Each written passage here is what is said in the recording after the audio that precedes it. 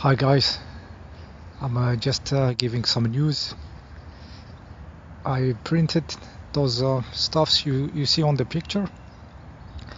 It's basically to give the information to the people about the inclined bed, and yeah, so I printed like 100 pages, and each of the pages has 4 of those. So like every bit of this papers just cost 1 cent. So for 1 cent I inform a person. So this is how it is easy to give an information to somebody. So for €1 I will inform 100 people. I am kind of choosing where to give this. I target the zones where I think it can have some impact. So I went to these stores where they sell natural products and bio stuff and everything. The people who knows me in the coffee, so there is some human contact, so they kind of know me. So it's not like randomly giving like this just for nothing, but really choosing the situation. And also I give it where I also find it funny, just to see what happened. With the Chinese shop, for example, they don't speak Spanish. I don't speak Spanish.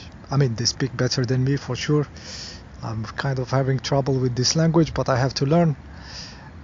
So I give it to these Chinese people and see what happened, how they will change their facial expression the next time I grab a beer in their shop. It's very interesting. So yeah, I expect this to slightly get some roots in this small city, 200,000 people. So I don't think that it's a good technique like to flood the information like too much, because the people, there is this reaction of people in group, they start mocking something or so they it can stop the stuff. I think the right rarity, like give it bit by bit, so the people that will have that can do it, they will do it. Then it will spread slowly, and I will get in touch with those people in the shops, and everything, and slowly getting inside the city. The media, of course, they are not into informing people about good stuffs, and the internet is just becoming like a big bin, of everything and bullshit and everything, and also the big pharma doing a good job into misinforming people. So there is still this direct contact with the people, but I think there is some kind of technique. So for example, I put this message. It's very simple. It says in Spanish, inclined bed equals unlimited health. So it's kind of catchy like this, and it's an affirmation. It's direct. It doesn't give any explanation, nothing. There is no contact, nothing. So I just leave it like this. So this impact also, I think it triggers something in the brain of some kind of people. You have really to, yeah, I'm playing also. It's kind of a social experiment, so I am also learning. Yeah, so the funny part of it, there was in the park here, there is this group of old people, they're like majors, retired and stuff, some of them old, some very old, and I studied them like National Geographics, how to get interacted with these people. I don't speak their language yet that much, so if I go like and give them the paper like all of them, so they will really play with me like old cats with a mouse. They will mock me. This is the scenario that was in my head, so I said how to approach those people, not in group, because the dynamic of the group sometimes it's not good, sometimes it's good. So like a few days ago, there was only 2 of them. One of them, which scares me a little bit, he stand like a pillar, like very straight, possibly a former military, former policeman. I don't want to have business with this guy. He scares me a little bit. I don't want to have problems with him. So yeah, there was him and the other guy, and the other guys just came for lighting his cigarette. An old guy. He was slightly, his, you know, the way he walks, he had some neurological problem. It seems like some kind of Parkinson something, you know. He didn't speak like when he asked, you know, not very speaking. So it seems some kind of problem, you know. I'm not sure. I'm not that much used to this kind of stuff, but it seems some kind of Parkinson, you know. This very, he can walk and everything, but there is this problem. You can feel it. So he wants to lit his cigarette, so I gave him the lighter, and when he was leaving, I said, "Señor, un regalito." It's like a small gift, you know, and I give him the paper, you know, and he went a little bit like, I'm not into this, you know, like I'm old. You know, they always expect something. People expect that you are needing to take money or for them to join some Jesus stuff or something. So the people lost this very free gift of knowledge or gift of something, or, you know, in the society we lost this. So he took the paper and he went, and there were only two. It was not the big group all of there. So I thought it was the right moment, so they will speak a little bit. They will not be mocking or something. And they went, and I said, oh, bingo, I put it in this group. Let's study the situation. I studied them like National Geographic, I said, you know. Yeah, so today in the morning, I mean, I saw an old guy like looking at me from far and just staring at me, you know, like with a smile. And one of them, this scary guy, he was doing some push-ups on a bench, you know. And yeah, I don't know if this is like the usual stuff or something happened in this group, you know. So it's I'm really enjoying the situation, very funny.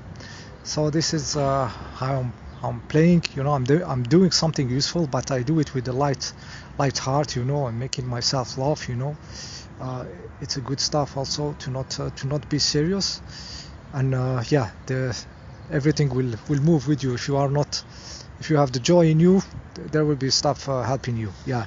So these old guys also, they think I am crazy a little bit, because as you can see on the picture, I have this glass which shut one eye, and just let the other eye, which is my non-dominant eye, for him to work, because I discovered something about this non-dominant eye.